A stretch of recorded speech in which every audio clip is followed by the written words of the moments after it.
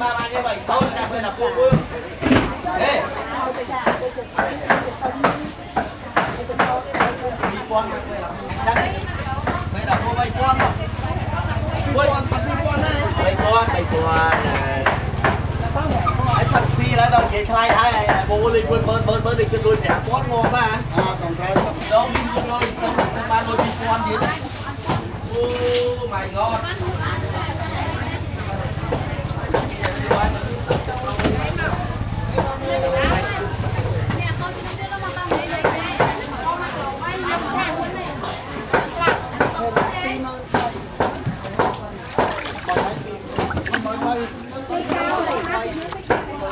có tá cũng mới màn. Pì mơn pi.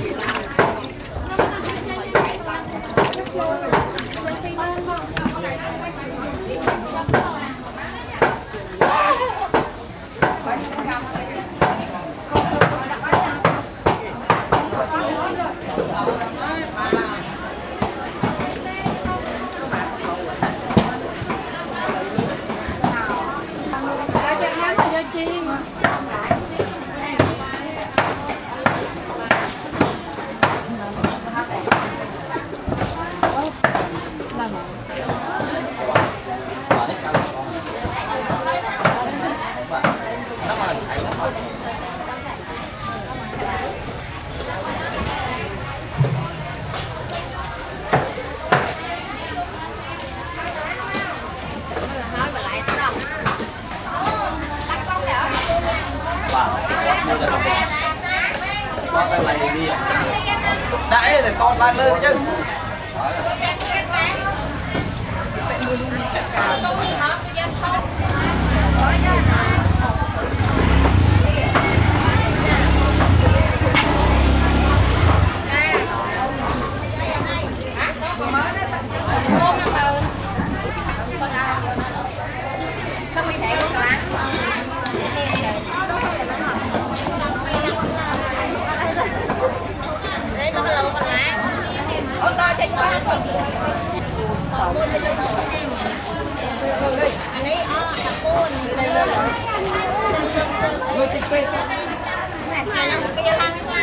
Lang cho mình lẹ còn luôn bây giờ.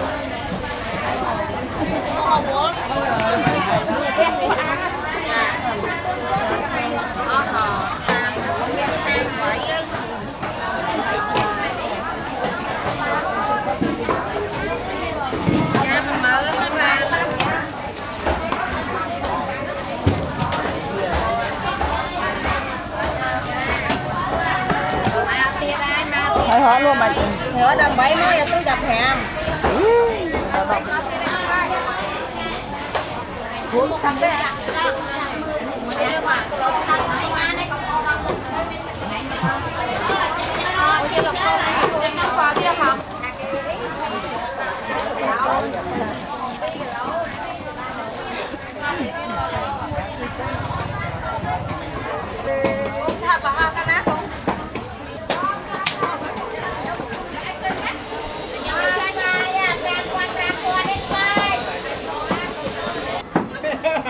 Ngon là luôn vài.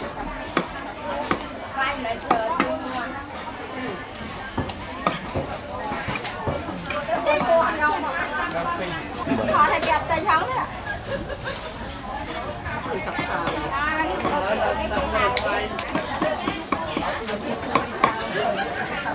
Thầy và má ơi.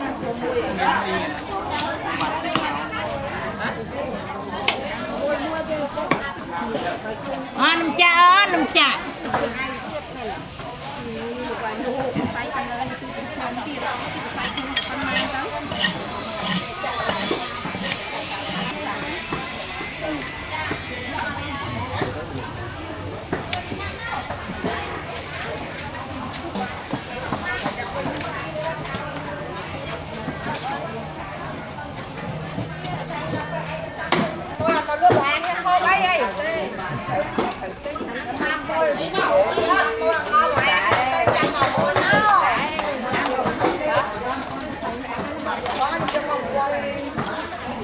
Cái quan khách hàng. Nào, Bên Dạ, đúng rồi. Dạ.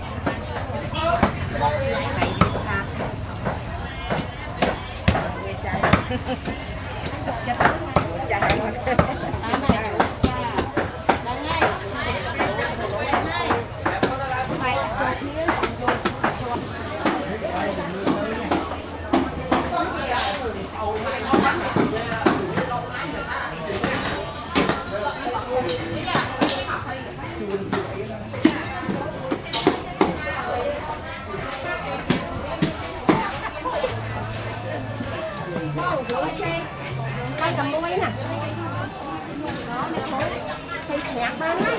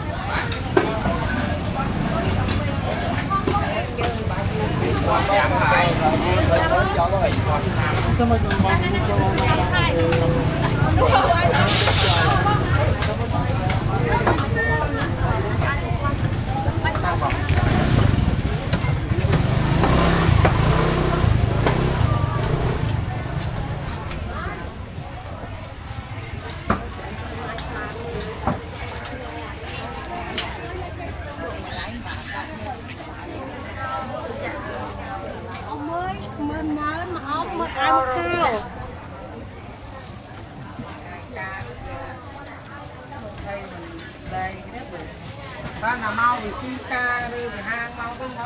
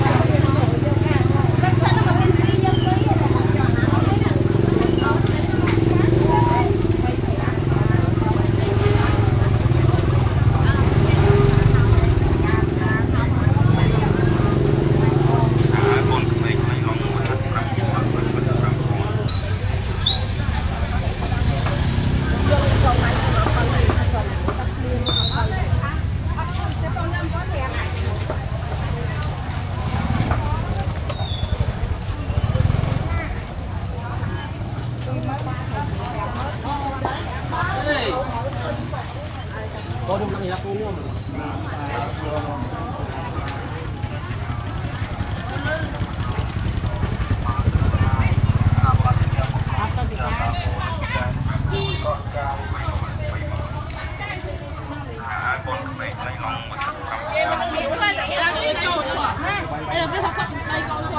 lát cho giá bay bánh đi.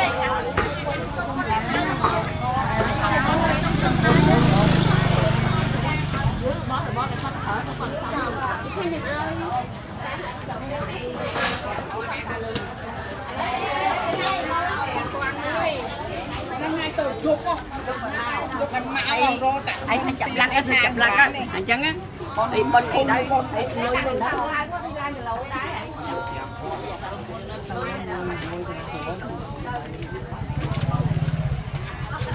Và cho cả lá không?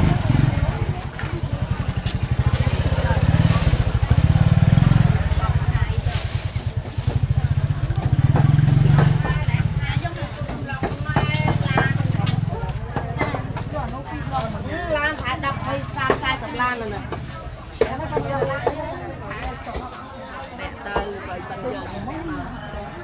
cho kênh Ghiền Mì Gõ